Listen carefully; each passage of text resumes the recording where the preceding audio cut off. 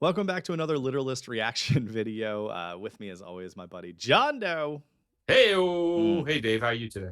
I'm good. I'm good. I'm feeling it. And I know, obviously, I don't know what order you listen to our videos in, but we're coming off a pretty funky track. So I'm looking forward to whatever we got next, John.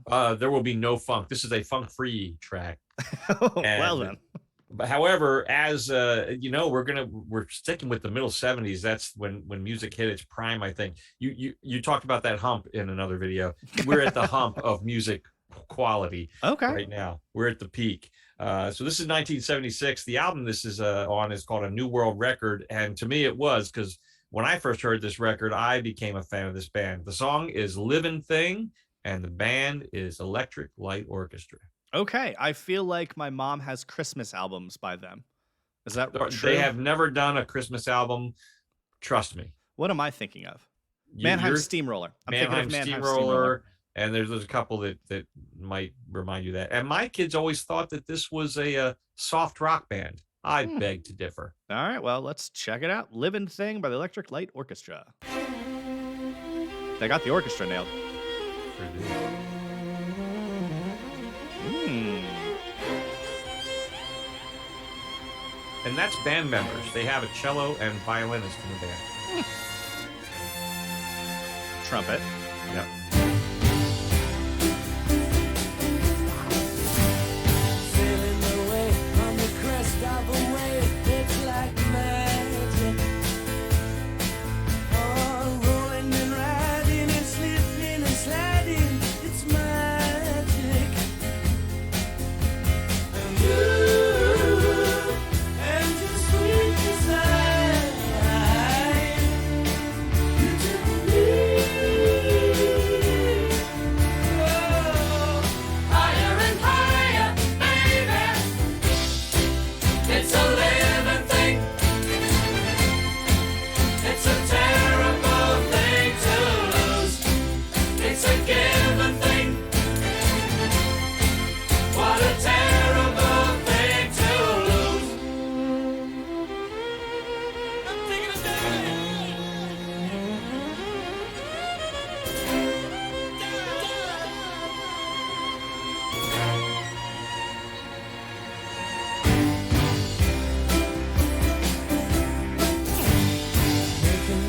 All right, I have to pause real fast.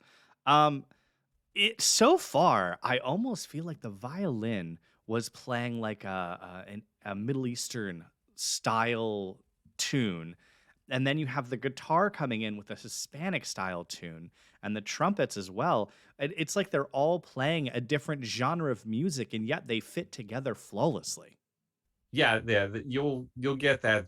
Definitely Jeff Lynn, who is the main person behind Electric Light Orchestra, has a diverse background. He is very, very well educated musically, and his influences include everything from the Beatles to American, soul music, you name it. Yeah, it definitely sounds like it was well put together as a track. I always love mashups. Anytime you get genres that mix, I just find it to be a lot of fun, and so I'm digging it. But also, I'm gonna have to go out on a limb here. I might say best used of violin, better than yellow card. It's terrible that that's always Ooh. my level of violin in rock music, if you will. So we need another graphic. Better violin than yellow card, or not quite as good violin as yellow card. Uh, all right, let's go. this is what you can see from your worst day. I'm taking a dive. I'm moving in line, then you look back in time to the first day. I'm taking and you and your sweet desire. Don't you do it, don't you do it. Oh, higher and higher, baby. It's a living thing.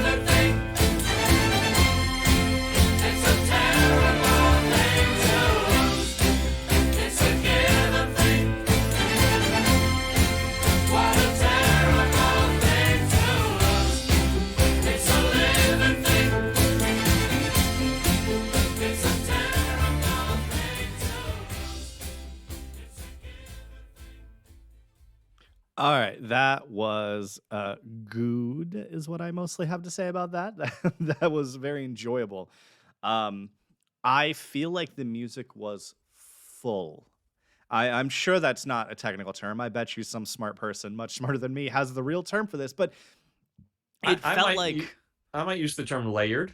okay, sure. Yeah, yeah, layered. I liked how much was going on in it, but it didn't feel cluttered at the same time. Because I think you have definitely heard songs before that they tried a lot of different things in it, but it just sounded like muddy noise Right. that they stuck so much into it, it's no longer enjoyable to listen to. But every piece in this perfectly fit within the whole, but brought so much breadth to it that it made it just this wonderful, full, layered sound. Right. And again, we're in the middle 70s. That's where we're going to stay most of the things we're going to be doing in current line of videos. And again, these guys are fighting the big surge of the disco era. Mm. So when you have a rock band or you have an orchestral band or a prog band, and you realize you're fighting for the dollars of the people out there buying Saturday Night Fever soundtrack. Yeah, yeah, that's You know, fair. so I mean, the presence of violins has nothing to do with disco with this particular band. It has everything to do with being an orchestra. They named themselves Electric Light Orchestra, Yeah, yeah, and it makes their sense. first albums came out, before disco was a thing, and they're from England. So, Hmm. certainly not the home of disco queens and kings. No. Disco, what's that? I mean, they're not in that mindset, but definitely arranging and orchestrating. That's Electric Light Orchestra. That's Jeff Lynne. Mm. Well, well done all around. When it comes to the lyrics, I was hoping you would straighten me out on these lyrics because oof, at first I thought it was one thing, and then it looked like it took a turn to me. So I'd love to hear your take. I have two theories. Two All right. theories. You seem to always have two theories. Well, I think it's because it's all about interpretation, right? And that's a Sure, lot of sure. art. Like you walk into an art exhibit and now they'll ask, well, what does this art mean to you? And I don't know. It's a bunch of bullseyes. That was me the last time I went to a modern art exhibit. I don't know. It looks like a Target ad. So, my two theories in this are, first of all, I think that in fact, I don't think it's out of the realm of a realism to say the vast majority of songs in general are about the human experience of love and relationships. I would say that is the vast majority of all music. Fair Um, take. and I think that the lyrics can be interpreted that way here. And that you're going to take the dive. Sometimes it doesn't work out. Sometimes it does, but that's living. That's what life is all about. And you have, the two voices on your shoulder, one of them in the chorus saying, no, don't do it. Don't do it. And you're like, I'm going to take the dive. No, don't do it. Don't do it. And I think it can definitely be interpreted that way. I think, and this is theory number two, and this may be a little of a deeper cut theory. I think that this song is about ocean pollution. Ooh. I think that's ultimately what this song is about. We're taking a dive. We're enjoying the ocean. It's the bringer of life. But at the same time, we are polluting it. Everything's running downstream. You can't stop it. We're killing everything. I'm going to go take a dive while I can because this is all dying. So I'm going to go take a dive and enjoy it. Okay. For now. So it's an anti-pollution song. It's an anti-pollution song specifically about water pollution. That is my hot take number two. Wow. I never had this as a Save the Baby Whales song. I really didn't. Wow. It is the third Star Trek movie. How about that? This is the fourth? I don't know. Whichever one they save the whale in. Right. When the guy gets spocked on the bus with a boombox. Yes.